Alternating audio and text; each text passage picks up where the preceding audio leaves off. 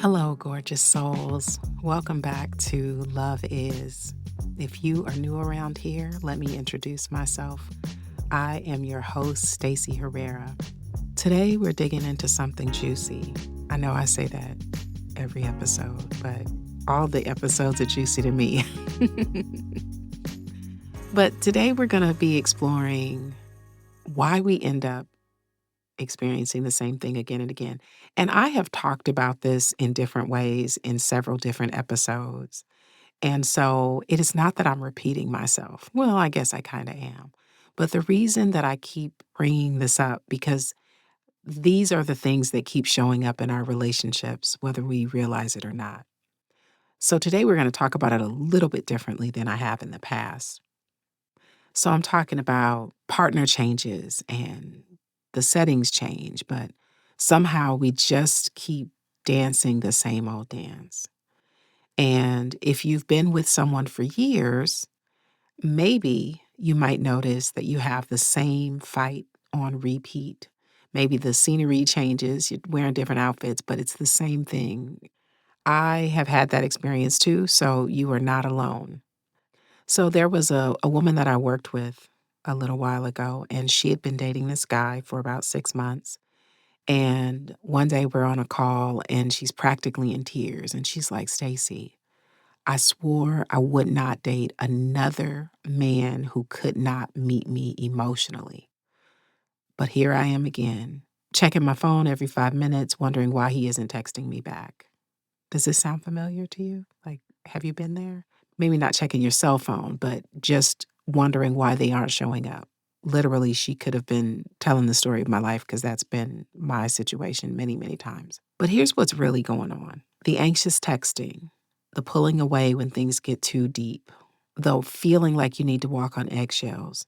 None of it is about the current relationship. It's really just little you, your inner child, trying to get their needs met. And we all have an inner child. But it's not the littlest version of you. It's the child that came after the initial wound, whatever that was. Relationship therapist Terry Real calls this the adaptive child. And the adaptive child is the one that used logic to find strategies to survive. And so maybe for you, it might have looked like, if I'm perfect, maybe my mother will see me. Or if I don't ask for anything, maybe dad won't leave. Whatever the strategy was to get whatever scraps of love and safety were available, that's what the adaptive child learned to do. But get this, the adaptive child is still showing up. They're the one who shows up to protect you when you're feeling emotionally, physically, or spiritually threatened. My adaptive child, oh, she's clever. She's clever. Her name is Hillary. She's clever. She learned how to be independent to the point of isolation. Her motto is, don't need anyone, and they'll never let you down. And that worked really well when I was 8. Not so much when you're trying to build intimacy as an adult, though. This isn't about blaming our parents, by the way.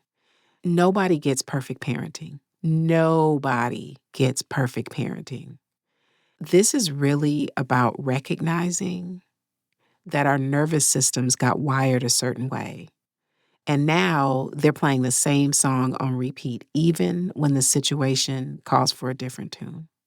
Now, what I'm about to say next might blow your mind a little bit, or not. It might not be news to you. But the people we relationship with, whether that's our partner or our friend, they all have adaptive children too. And their adaptive child shows up in the same way that yours does. And maybe when you say something like, I need reassurance, it triggers their I need space. Or if you say, I can take care of it, it might activate their I'm not enough. You see what I mean? You're just both trying to feel safe. And this is also playing out in the bigger scheme of things. This is exactly what we're seeing in politics right now. This is what we're seeing at the community level. Everybody is just trying to feel safe, but we are using strategies from when we were still wearing footy pajamas. So no wonder it's not working. But when we're calm and regulated, we just make better choices. But the minute an old trigger hits, the adaptive child immediately grabs the wheel, and you're right back in that same familiar pattern, even though part of you can see it happening in real time. But how do we stop that, right? That's the question. How do we stop that? The first thing you need to do is get familiar or intimate with your adaptive child. You need to know what triggers them. You need to know what they're afraid of. What are they trying to protect you from? And we don't want to get rid of it. We just want to befriend it because that part of you is brilliant. And the strategies that they came up with all by their little selves, they probably saved you. It got you the love that was available, which may or may not have been enough. They kept you safe in an environment where you had no power. So we start by saying thank you. I have a whole workbook that I created around this, so I will put a link in the show notes so you can download a copy if you feel inclined. The workbook walks you through like writing a letter to your adaptive child, acknowledging all that it did for you. And the next thing you need is a practice, not a technique, a practice. You need to be able to catch yourself when you're triggered. And I've talked about this before, the 5-second pause. So when you feel that familiar flush of anxiety or anger or whatever your go-to reaction is, just pause for 5 seconds. 1,000, 1,000, you get it. And you're not trying to change your reaction yet. You're just creating space to notice it. So then you could be like, oh, there's Hillary. There she is. And this is what's happening. And if you are in a long-term relationship, this gets even more interesting because after years of being together, your adaptive child knows exactly which buttons to push to get the other person activated. It's like each of your adaptive children have each other on speed dial.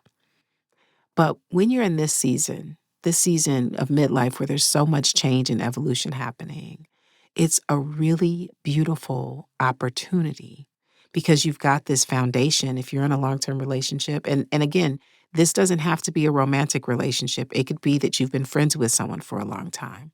But you've got this beautiful foundation of shared history.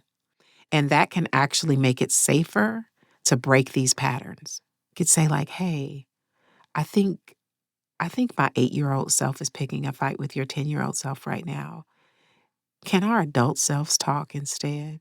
And it sounds so arbitrary and cheeky and cheesy, but that kind of conversation is evolutionary. As Esther Perel says, the quality of our relationships determines the quality of our lives. And I genuinely and wholeheartedly believe that. I also believe that understanding our childhood patterns is the fastest way to transform some of our relationships. Because when you can see things in real time, you can change it. When you can name it, you can change it.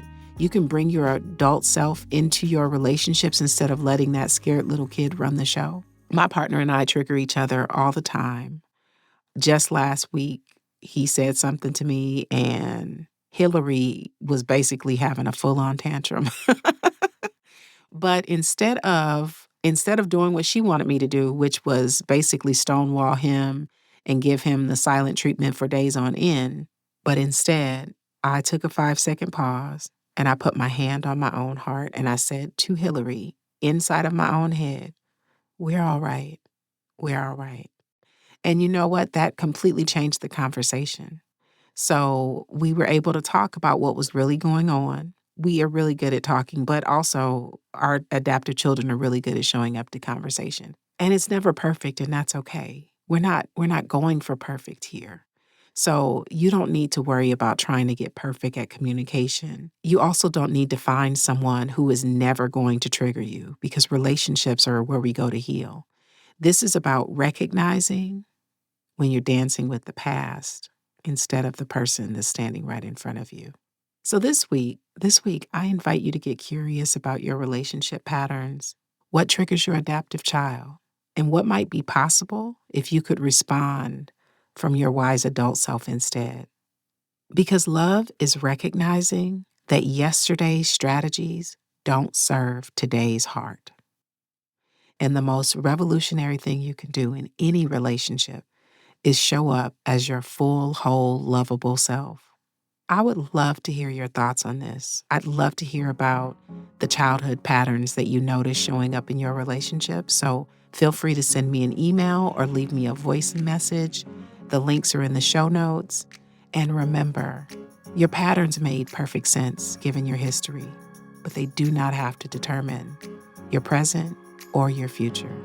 I love you.